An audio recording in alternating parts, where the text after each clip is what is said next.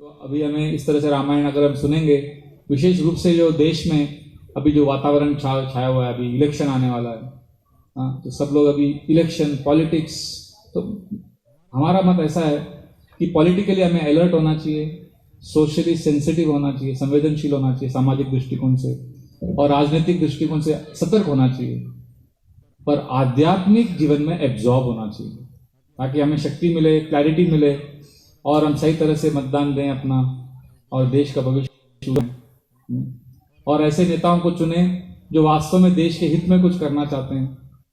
जैसे मैं कॉलेज में था, मुझे याद है रामायण की जो संस्कृति है ना, भारत में पहले राजनीतिक नेताओं में भर भर के था। जैसे जो हमारे भूतपूर्व राष्ट्रपति रहे देश के, राधा कृष्णन, जब भारत का जब झंडा बन रहा था उसमें हरा रंग है, सफेद रंग है और एक भगवा कलर भी है, सैफरन कलर भी है। उन्होंने कहा था कि ये सैफरन कलर किसका प्रतिनिधित्व करता है? सारे हमारे जो राजनीतिक नेता है, ये जो सैफरन रिप्रेजेंट्स फायर, अग्नि का प्रतिनिधित्व करता है, और जिस तरह से अग्नि सब कुछ भस्म कर देता है, और अग्नि जो है त्याग और बलिदान का प्रतिनिधित्व है। तो जो हमारे राजनीतिक नेता हैं विशेष रूप से उनके अंदर एक त्याग की भावना होनी चाहिए, रिनंसिएशन स्पिरिट होना चाहिए। तो वो कहते थे कि ऐसे राजनीतिक नेताओं को चुनना चाहिए जो वास्तव में देश हित के लिए कुछ कार्य करें, जो रामायण के जो संस्कार है, जो संस्कृति रामायण में दी, जो सत्ता के भूखे नहीं है, जो सेवा के भूखे हैं, उन्हें हमें चुनना चाहिए।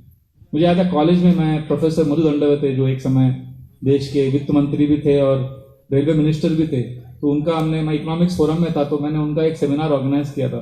तो विले पार्लियामेंट मलाड में रहते थे वो अपनी बेटी के साथ, मतलब वो मिनिस्टर नहीं थे तब, अर्ली 90s की बात कर रहा हूँ। तो मैं प्रोफेसर मधु दंडवते को मैंने कहा मैं कार लेकर आता हूँ आपके घर पे, आप हमारे कॉलेज में, वो साउथ बॉम्बे आना था उनको, चर्च गेट।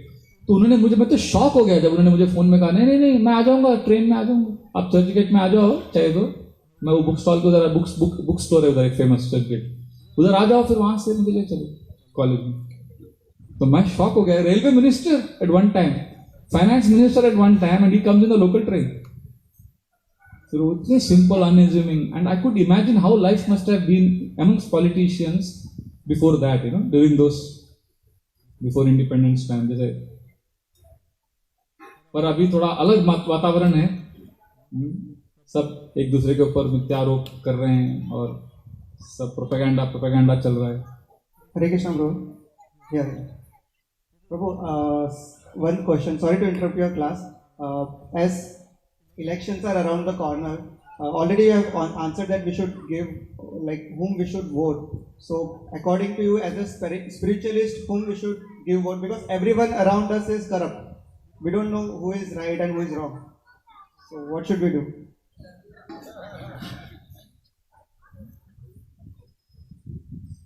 किसको मतदान देना चाहिए मोहित प्रभु?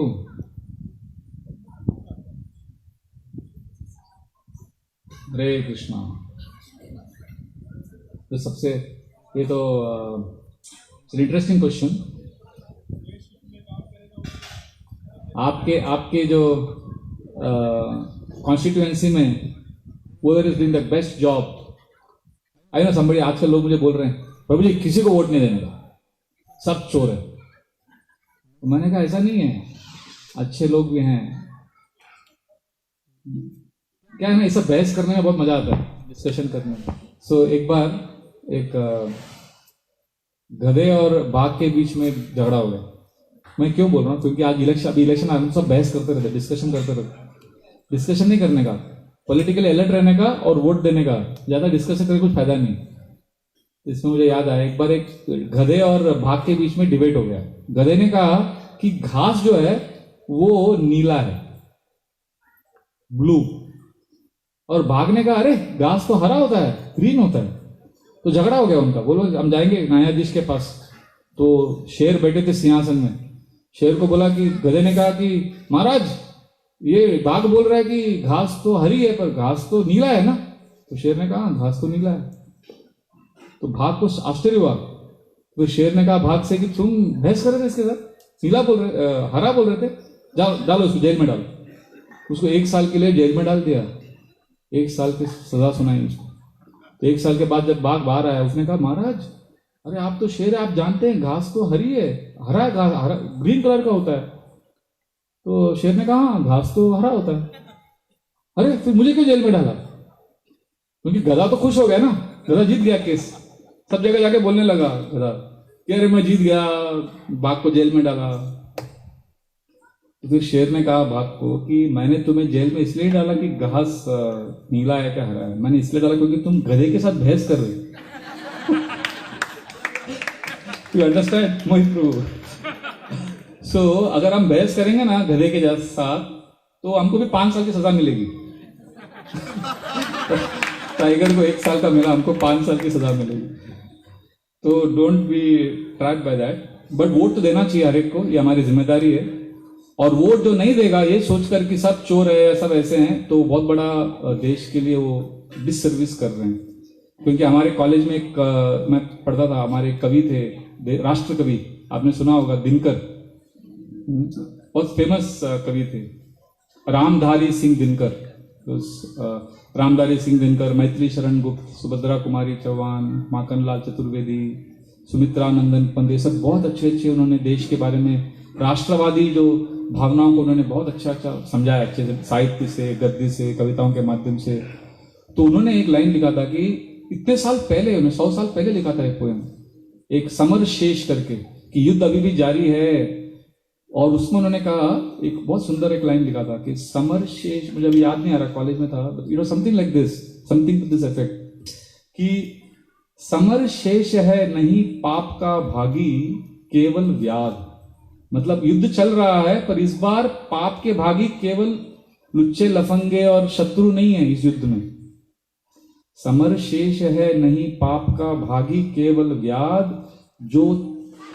जो तटस्थ हैं समय लिखेगा उनका भी अपराध। जो तटस्थ हैं, जो बैठे हैं, अरे हम किसी भी पार्टी के नहीं, सब चोर हैं, नोटा नोटा करेंगे, वो समय उनको भी अपराधी मानेगा। तो मैं तो आपसे निवेदन करूंगा कि जो धर्म की रक्षा, देखो मैं धर्म के एंगल से बोल सकता हूँ, आर्थिक, अभी इकोनॉमिक्स को मैंने बहुत साल पहले छोड़ दिया है, पर मैं जानता हूँ कि इन्फ्लेशन बहुत कम है अभी 21 साल में। पर धर्म के हिसाब से आप देखोगे तो काशी विश्वनाथ का कॉरिडोर बन रहा है, गंगा नमामि गंगे, गंगा का सेवा हो रहा है, और बहुत गोरक्षा हो रहा है। कुंभ मेला में आपने देखा होगा जिस तरह से सेवा, और जो लेफ्टिस्ट और जो मैं अर्बन नक्सलाइट्स के प्रति उनका जो बहुत सारा जो उनका प्रोपेगेंडा है उसको कम किया जा रहा है। पर वास्तव में मैं कहूँ, मैंने पिछले बार 2014 में वोट दिया था, बहुत सालों बाद, और इस साल भी मैं वोट दूंगा, but it is a secret ballot, right? You can exercise your franchise, you don't have to tell anyone, but you should vote for someone. देखो मैं अभी रोज पेपर पढ़ता हूँ ध्यान से, 5 साल से पढ़ रहा हूँ, क्योंकि मैंने वोट जिसको दिया, मैंने बीजेपी को वोट दिया था लास्ट टाइम, तो बीजेपी सरकार, अब बीजेपी से अटैच नहीं हूँ, देश के हित के लिए जो कार्य करता है उससे अटैच है। तो विपक्ष के हर पॉइंट को मैं ध्यान से पढ़ रहा हूँ 5 साल से, क्योंकि मैं जानना चाहता हूँ कि सही है, क्योंकि देश के, अगर देश में भ्रष्टाचार चल रहा है, गलत चल रहा है, तो फिर तो मैं 29 अप्रैल तक वेट करूंगा। 29 अप्रैल तक अगर मुझे कन्विंस हो गया तो फिर accordingly I will vote. But my point is, let us not discuss these things detail में, राम कथा करेंगे, बट पॉलिटिकली अलर्ट होना चाहिए, नहीं तो देश का बैंड बज जाएगा। You should be very careful because you are very important and socially sensitive, क्योंकि अलग अलग धर्म है, इंडिया में इतना वैरायटी है, अलग अलग कल्चर, तो we should take care of everyone. और अभी तो बहुत अच्छा चल रहा है देश में, और अगर आपको लगता है विपक्ष के मुद्दे बहुत स्ट्रांग है और विपक्ष हमारे देश को और आगे लेके जाएगा, सरकार में अगर आ गए, तो फिर उनको वोट दीजिए।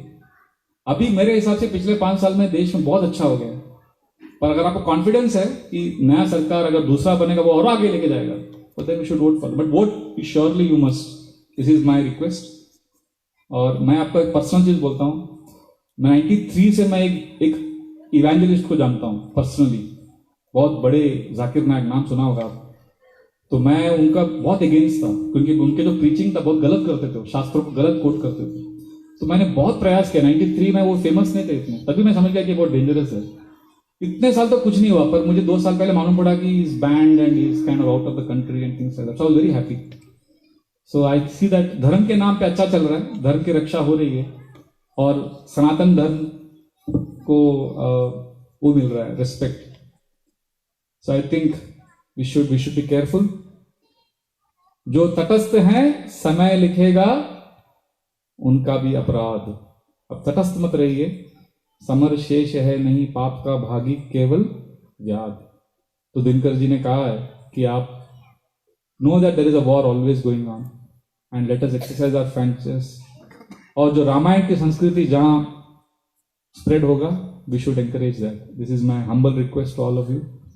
और मैं राम कथा और हम कर सकते हैं, क्योंकि मेरे पास मतलब डिस्कस करने के लिए काफी पॉइंट्स हैं, पर रामायण आप पढ़ेंगे तो रामायण में जो सबके बारे में, अभी रामायण में नवविधा भक्ति है, श्रवणम कीर्तनम स्मरणम, हर एक के एक उदाहरण है।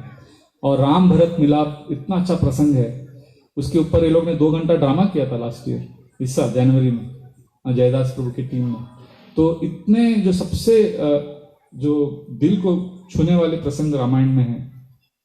तो मैं आपसे निवेदन करता हूं कि आप प्लीज अभी हमेशा रामायण, महाभारत, भागवतम इत्यादि ये ग्रंथ को पढ़िए और अपने हृदय में you become very strong spiritually, और तभी हम देश की रक्षा कर सकते हैं, देश की संस्कृति को बचा सकते हैं।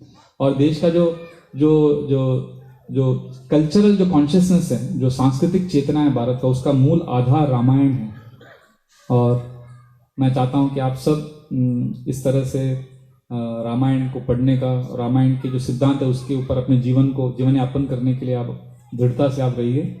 और अंत में मैं पुनः भागवत परिवार और मेरे विशेष मित्र सांके प्रभु, माधवानंद प्रभु, डॉक्टर सांके जी, उनको भी बहुत धन्यवाद देता हूँ कि आपने इस कार्यक्रम का आयोजन किया। और Goyal ji, I am very grateful to you.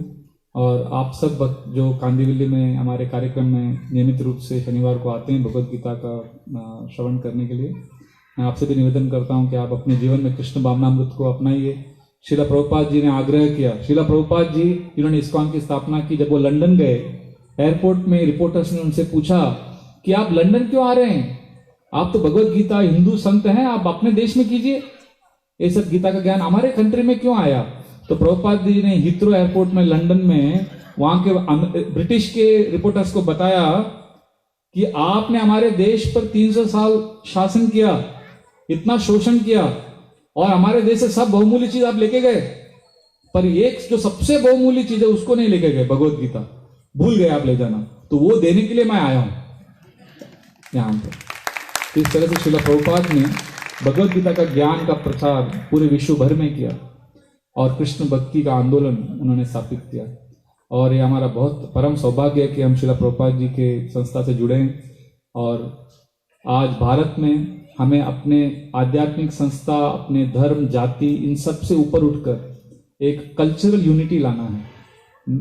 कोई दूसरे संस्था के हो सकते हैं और अलग अलग संस्थाओं के, पर हम सब कल्चरली यूनाइटेड हैं। फिलोसफिकली सिद्धांत के रूप में थोड़ा इधर उधर हो सकता है, पर यह समय आ गया है कि अब हमें एक रहना है और भारत की संस्कृति को बचाना है।